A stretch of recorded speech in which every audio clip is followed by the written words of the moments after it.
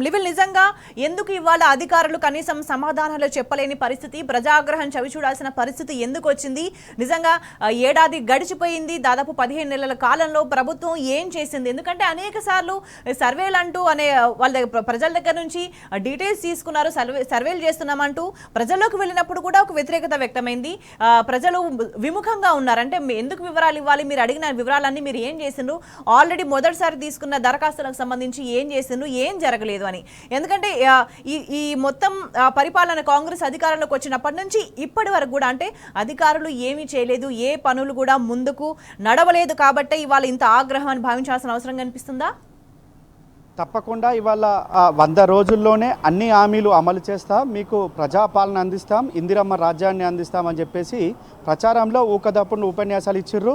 అంతేకాకుండా రైతు రుణమాఫీకి సంబంధించి డిసెంబర్ 9న సోనియమ్మ జన్మదినం కానుకగా తెలంగాణ రైతాంగానికి రైతు రుణమాఫీ చేస్తాం, 2 లక్షల లోపున్న వారందరికీ కూడా రుణాలు వర్తింపచేస్తామని చెప్పేసి ఆనాడు ముఖ్యమంత్రి స్వయంగా చెప్పిన మాటలు కూడా ఇవాళ గ్రామ సభల్లో స్వయంగా అధికారులకు వినిపిస్తున్న పరిస్థితి కనిపిస్తుంది.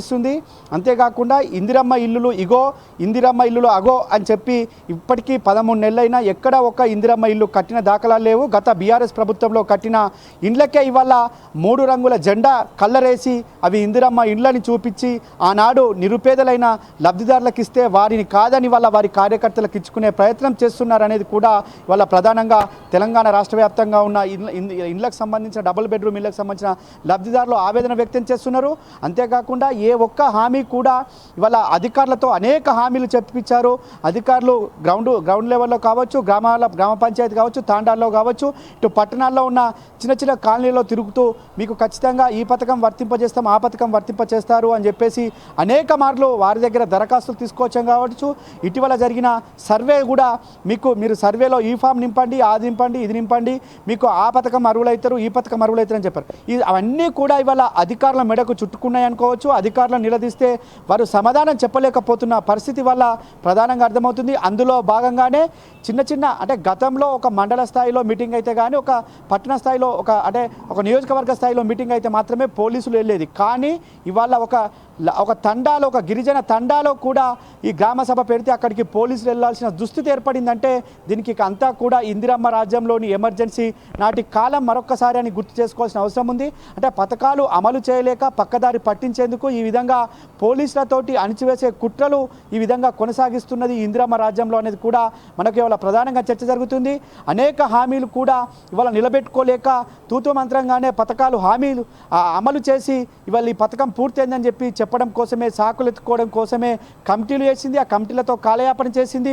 ఇవాళ స్థానిక సంస్థల ఎన్నికలు వస్తున్నాయని చెప్పేసి అడావిడి చేసి గ్రామ సభల పేరుతో మరొక్కసారి గందరగోళానికి దారి తీసింది ఈ కాంగ్రెస్ ప్రభుత్వం అని మరొక్కసారి స్పష్టమైంది. ఇవాళ ఆనాడు రుణమాఫీ దాదాపు 40 లక్షల మంది రైతాంగానికి రుణాలు మాఫీ చేస్తామని చెప్పారు.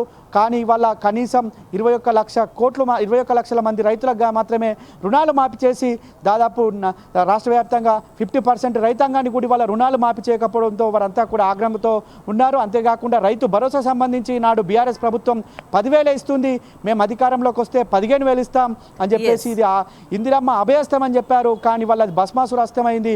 దానిలో భాగంగా కూడా ఇవాళ ఎవరికి ఇవ్వలేదు. అంతేకాకుండా రైతు కూలీలకు మేము సంవత్సరానికి 12,000 ఇస్తామని చెప్పారు, ఆ మాట కూడా తప్పారు. ఇవాళ రైతు కూలీలు ఎవరనేది కూడా స్పష్టం చేయలేకపోతున్నారు.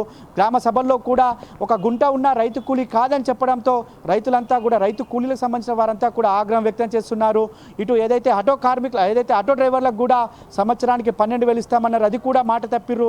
వారంతా కూడా గ్రామాల్లో నిలదీస్తున్న పరిస్థితి కనిపిస్తుంది.